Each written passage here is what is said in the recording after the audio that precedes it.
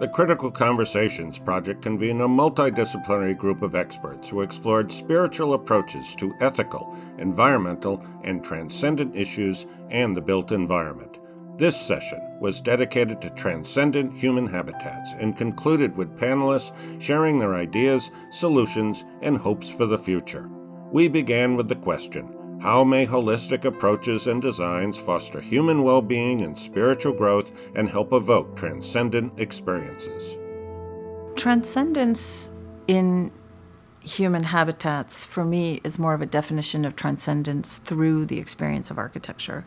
And I find that the experience of transcendence, coming from a place of emotion, coming from a place of feeling, is really one of being united with something that's either larger than oneself, or a larger community, or feeling a sense of awe, or feeling a sense of wonder.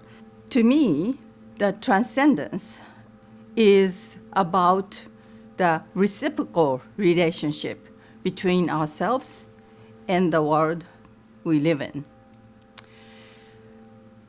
So there are no buildings, either physical objects or spaces, that are inherently transcendent. In other words, we need this person who is prepared to have transcendent experience in order to have this reciprocal relationship happen. So it is through architecture that we can start to think about the transcendent. So what does that mean? It means that architecture can start to curate, set up, engender or prepare someone to feel the transcendent, to contemplate, whether as an individual or in group worship or contemplation. So I feel that architecture or the built environment, the designed environment, can really set up for these opportunities, but is not in and of itself transcendent. It's about creating habitats that facilitate humanity in transcending itself. A disconnect from matter, maybe even a disconnect from the measured world. Identifying maybe in the incompleteness of oneself, a place that completes ourselves. Transcendent human habitats or transcendent architecture has to do with some sort of a creation of a liminal space. Someplace that is not yet, but it's already, and it calls us to be something that we can be. It calls us to meet ourselves, either coming or going. It's a transitional sort of a space, I think. What are the aspects that are needed in your consciousness to design transcendent architecture? First, I believe that it's very important that you have a worldview. It helps if this worldview supports the theme that there is order in the universe and that it behooves us to be in harmony with that order.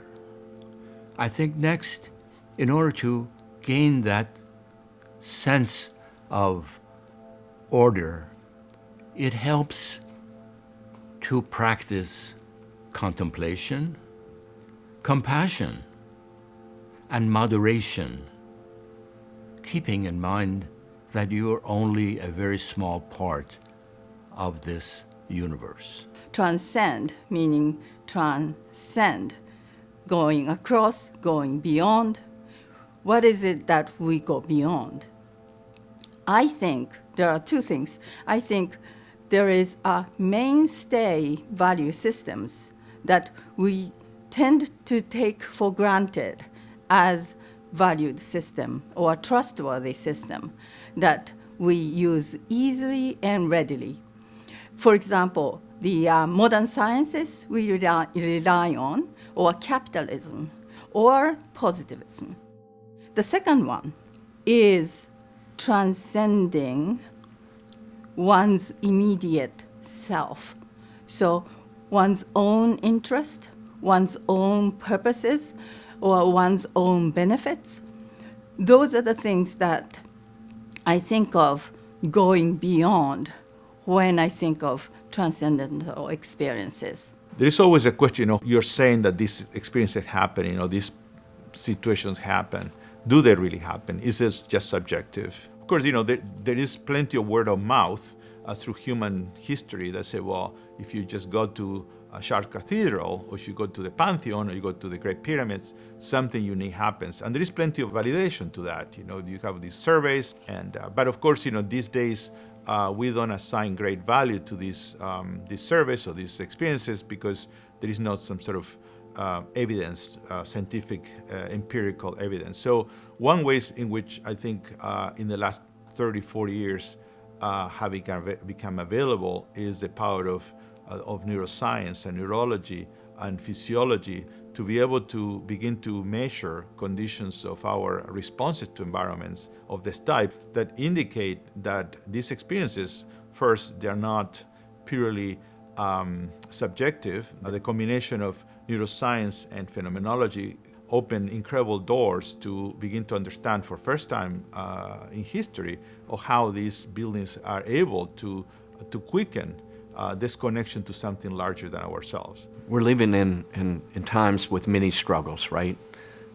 Climate change, issues of inequity, presently a pandemic, a war. We're searching for ourselves, the nature of ourselves. How are we significant? How do we live purposeful lives? What is the meaning of our lives? How do we find within ourselves a selflessness? How do we think more about community and the various ways we can contribute as maybe humanitarians, maybe as architects thinking more about our role as humanitarians and how that may result in a transcendent space as an architect? I think there's a real need for that kind of a transcendent architecture, that habitat, right now, because, especially at the end of this pandemic season, people don't know if they're coming or going, and they are living in the midst of a liminal space. And having architecture that speaks directly to that experience helps us to find ourselves again. It invites us to have an experience that we might not have otherwise. Because at that moment of the liminal space, it slows down the passage of time so that we have a moment to reflect. I think when we take a look around the world today, we can see a culture that's deeply divided. We can see ourselves falling on different lines that are political, that are entrenched. And I think transcendent spaces in the built environment can really help us overcome that, the experience of being in these transcendent spaces, because what that does for me is create this sense of being borderless, whether that's in feeling, whether that's in community. And I think this kind of thinking of being borderless, of being multidisciplinary, of being able to understand something outside ourselves, this is incredibly, urgently needed today. Transcendent architecture very much believes that culture is the key to how you go about building what is at the root of human beings and also the diversity of human beings. You have to recognize that, but not to be used politically, but to be used as a very important aspect to create identity and social identity. There are age-old examples I can think of, like Sultan Hassan Madrasa in Cairo, right? And you think about how that sets you up for a transcendent experience. It's not in and of itself transcendent, right? So you enter, you remove your shoes, you rise up a set of stairs, you enter a door, and in that door you are led into a dark tunnel, narrow and tall, with no light except for an opening at every 90 degrees where you are literally turning your body.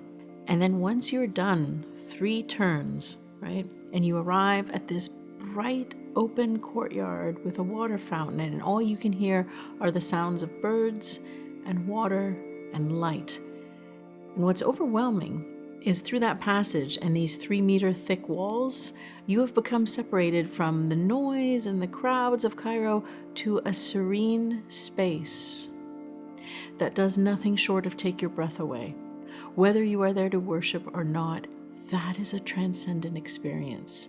There are many cases in which there are buildings, for instance, that certainly could be considered, should be considered transcendent built environment that allows us to, again, enter in an aesthetic state of connection to something larger than ourselves, advances an ethical doing the good, or advances our culture. For example, I always think of the Salk Institute by Louis Kahn in La Jolla, California, as a great example of an aesthetic experience, a very powerful building that on top of that produces remarkable contribution to our society, our civilization, because of course it's a place of scientific research, but the place itself is quite powerful aesthetically. So, for example, I currently have a sculpture that's in the Smithsonian where I ask people to give me a word for their future. And using artificial intelligence and machine learning, the sculpture reinterprets a very specific light mandala for each person's expression of their own vision of their future. And there's a central piece of the sculpture that puts all of our visions of the future together. And it's been amazing to watch people interact with that, to feel their own sense of individual agency, to see their collective responsibility in envisioning their futures together. One of the ways that transcendent architecture can facilitate our growth is this notion of space in relation to speed. And it has the ability to slow us down a little bit so that we can notice that as we're living our lives forward, there's also a history that we need to take into account. And it calls us to look both forward and backward simultaneously and gives us some sort of permission, if you will, to pause and do exactly that. And so in the midst of this permission granting kind of architecture, it doesn't have to be something that's exceptionally large or exceptionally grand or call attention to itself so much as it invites us to bring attention to ourselves and our surroundings and the other people who inhabit it with us. So I want to give some examples of buildings that I have been in that I felt the experience of transcendence. The Victoria and Albert Museum in London. On the western wall of that building complex are some scars in the exterior of the building material. Those scars were made by the bombs that were dropped by Germans during the Second World War. They left those scars unrepaired. And there was a text that was carved into that explains why this scar was made. And at that time, I realized that this, scarred building, not a very perfect building, gave me an opportunity to think about the time of the war, how people may have suffered, and how people found an opportunity to take this, imperfection of the building, turn it into a commemoration, and make it something meaningful to themselves and to the future. We can apply an expanded agency of the design profession by understanding what the transcendent can be in different building typologies, but also understanding that buildings that traditionally were places of worship have now become places for much more activation of what the transcendent is, individually and as a group, but also as places for community gathering and community activities that embody some of the ideals of the group. An example of this would be diaspora communities. I studied mosques constructed across Canada. I visited 90 mosques in 53 different cities across the country. And what I saw in these places weren't just places of worship, and I didn't just examine how they looked and what they were.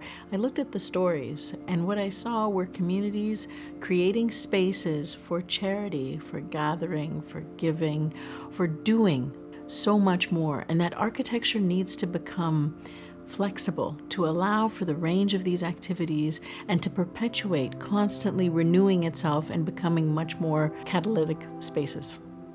Transcendent human habitats and architecture requires a courageous, active revolt against the dominant material determinism that controls most of human life today in this world.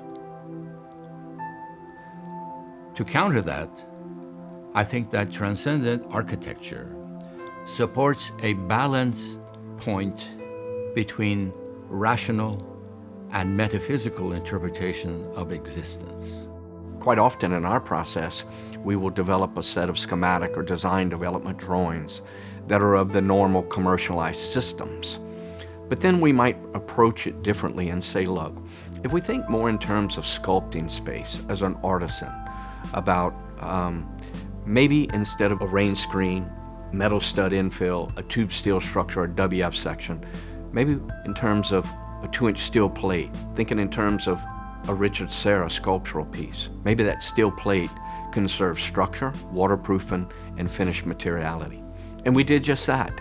And we had the contractor price both, and the client's money went to materiality and systems as opposed to a long duration of general conditions and overhead.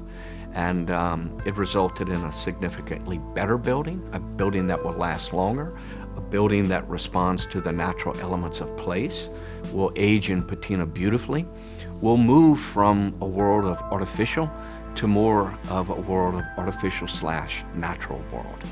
And it's that place for us where mystery begins to occur, because occupants of the building, visitors to the place, don't quite quickly understand what exactly was constructed or how it was constructed or the process of constructed, because it's out of the realm of ordinary.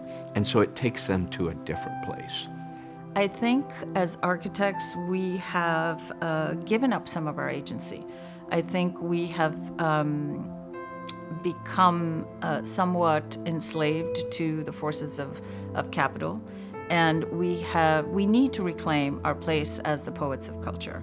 And architecture is not just a container, it's a catalyst of culture. And this needs to be something we're boldly stating to the people who commission work from us, so that they are then empowered to expect something better from us. And we, as multidisciplinary natural collaborators who work with engineers and contractors and scientists in all kinds of fields, we have the natural capability to really build this kind of holistic vision for ourselves, our futures. And I definitely think that we need to be much more vocal about reclaiming our place in society that way.